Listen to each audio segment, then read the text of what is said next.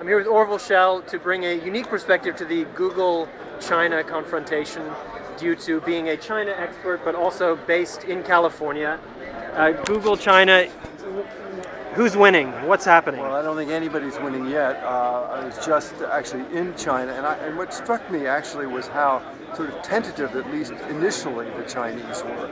And then, of course, when Hillary gave her speech, they tended to arch their back a bit. But I do think this is, we're looking at the real sort of a petri dish of one very virulent strain of pathogen and some potential antibiotic. And we're going to see which is going to prevail. Google is not simply a company, it is more like a country. And I think how is Google a country? Certainly the Chinese government doesn't see it that way. Well, I think they're beginning to understand that insofar as one deals with a company of consequence, Google is that company.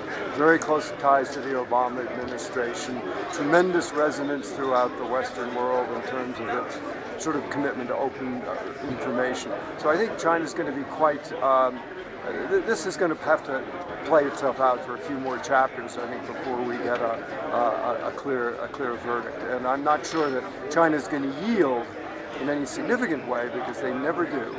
But they may yield in ways which maintain face, but actually give something back in recognition that Google is important, and the information world in which China swims, albeit in a somewhat disconnected form, is critical to their future. So you think that the highest levels of the Chinese government are now involved in this and thinking about it? I think so, and I think what struck me was that there wasn't a knee-jerk reaction.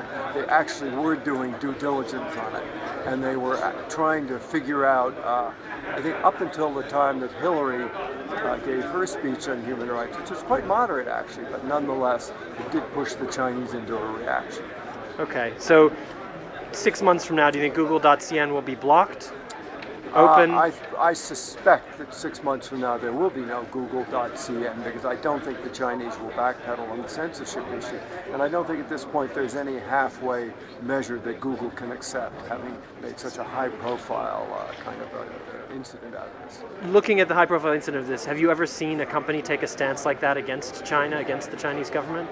No, no company has. A lot of companies have fished around, and the thing is, unless they do it together, they're very vulnerable.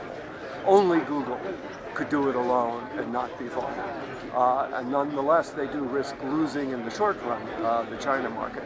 But in their case, they didn't have such a big China market anyway. So short run, not a big loss. Long run, hard to say. Okay, excellent. Thank you very much.